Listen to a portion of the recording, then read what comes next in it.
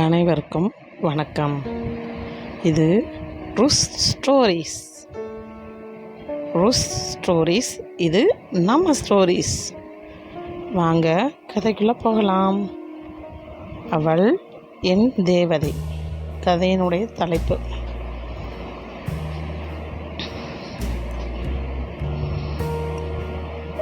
அந்த புதுப்பெண் வந்த நேரம் வீடு, கடை, வசதி வாய்ப்பு எல்லாம் வந்தது.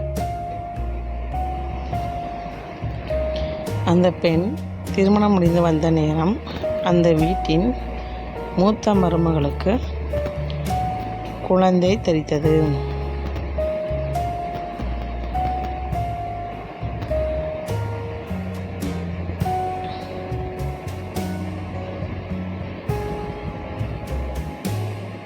அந்த புது பெண்ணிற்கும் குழந்தை தெரித்தது. ஆனால் அது வளர்ச்சி இல்லாததால் கரு கலைந்து விட்டது.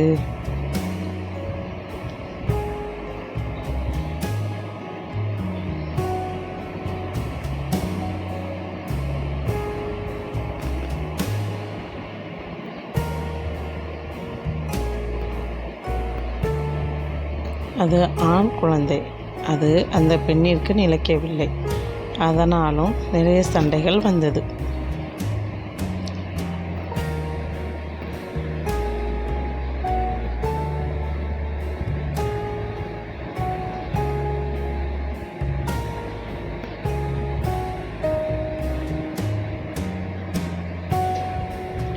மூத்த மருமகளுக்கு மாசமாக இருந்து 6வது மாதத்தில் அந்த புது பெண் மீண்டும் கர்ப்பமானாள்.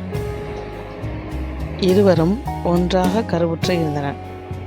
முதலில் மூத்த மருமகளுக்கு ஒரு ஆண் குழந்தை பிறந்தது. பிறகு அந்த 2வது மருமகளான அந்த புது பெண்ணிற்கு 5 மாதம் கழித்து அவளுக்கு ஒரு பெண் குழந்தை பிறந்தது. அதுவும் உயிருக்கு போராடிதான் பிறந்தது. அது பார்க்க மிகவும் அழகாக இருந்தது. மிகவும் குழு என்று வெள்ளையாக இருந்தது. தாயும் சேயும் உயிருக்கு போராடி இருந்தனர். தாய்க்கு குளுக்கோஸ் போட்டு கொண்டிருந்தனர். யார் பார்க்க வந்தாலும் எழுந்திருக்க முடியவில்லை என்றாலும் வலியும் வேதனையும் தாங்கி சிரித்த முகத்துடன் அனைவரிடமும் பேசினாள். ஆனால் தன் கணவன் வீட்டில் உள்ளவர்களோ அவளிடம் உடம்பு நல்லா இருக்கா, எப்படி இருக்கு என்று ஒரு வார்த்தை கூட கேட்கவில்லை. அது அவளுக்கு மிகவும் மனவேதனையை அளித்தது. ஆனால் தன் கணவனின் தாய் தந்தையோ தன் குழந்தைக்கு என்ன பெயர் வைக்கலாம் என்று ஒரு வார்த்தை கூட கேட்கவில்லை. அவர்களே ஏதோ பெயர் வைக்கலாம் என்று முடிவு செய்து வந்தனர். அவர்கள் என்ன முடிவு செய்து வந்துள்ளனர் என்று அவளுக்கு தெரியவில்லை. மருத்துவமனையில் இருந்து வீட்டிற்கு செல்லும் பொழுது என்ன பெயர் வைக்கலாம் என்று இந்த பேப்பரில் எழுதி இருக்கின்றேன். உனக்கு உடம்பு சரியானதும் பார்த்துக்கோ. பிறந்த சர்டிஃபிகேட் வாங்கணும்ல, அதனால தான் எழுதிட்டு வந்தோம். நீ பார்த்து கொடுத்துக்கோ, இந்த பேரை கொடுத்துக்கோ என்று மாமனார் கொடுத்து விட்டு நாங்கள் வீட்டுக்கு போயிட்டு வரோம் என்று கூறி சென்றார் மாமனார். கணவர் மற்றும் மாமியார் அவர்களும் வரோம் என்று கூறி சென்றனர்.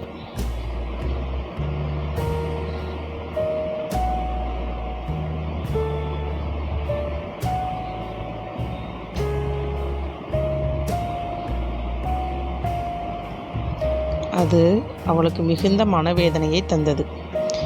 ஏனெனில் தாம் இவ்வளவு வலி வேதனையை அனுபவித்து உயிருக்கு போராடி அந்த குழந்தையை பெற்றாள். ஆனால் தன் குழந்தைக்கு என்ன பெயர் வைக்கப் போகிறார்கள் என்று கூட குழந்தையை பெற்ற தாயான என்னிடம் எதுவும் சொல்லவில்லையே என்று மனம் நொந்து அழுதாள்.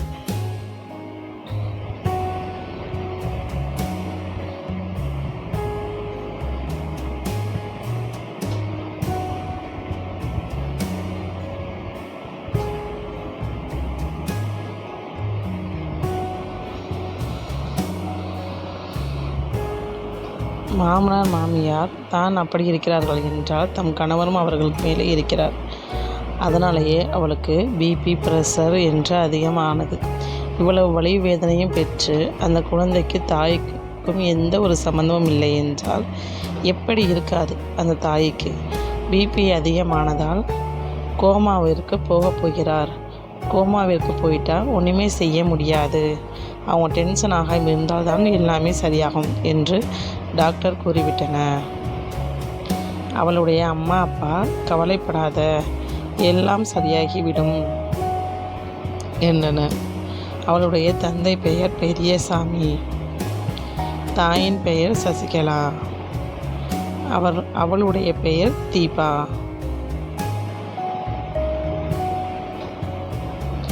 அவள் மாமனார் பெயர் கருப்பன், மாமியார் பெயர் வெள்ளைத்தாய், கணவன் பெயர் மாடசாமி.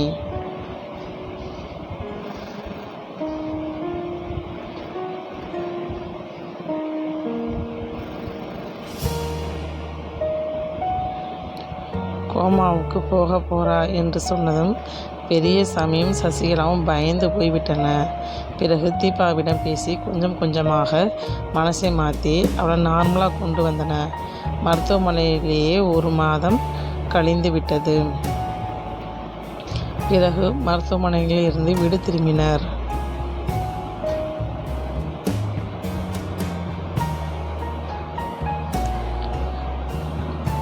ஒரு மாதம் மருத்துவமனையில் இருந்து வீடு திரும்பினர். பிறகு குழந்தை பிறந்ததற்கு 30 விசேஷம் வைத்தனர்.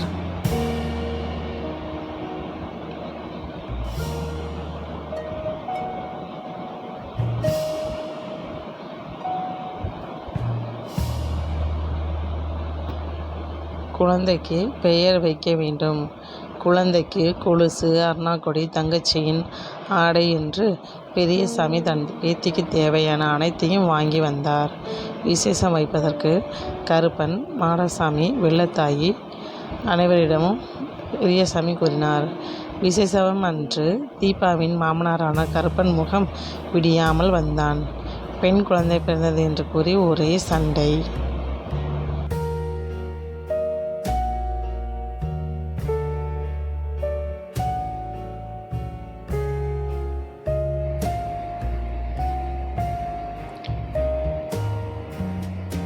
பிறகு தீபாவை வீட்டிற்கு அழைத்துச் சென்றனர். ஆனால் கருப்பனுடைய மூத்த மருமகள் ஆண் குழந்தை பெற்றதால் அவளுக்கு கொடுத்த முக்கியத்துவம், மதிப்பு, மரியாதை எல்லாம் வேறு. அவளை தாங்கு என்று தாங்கினர். இவள் பெண் குழந்தை பெற்றதால் இவளை நடத்திய விதமே வேறு.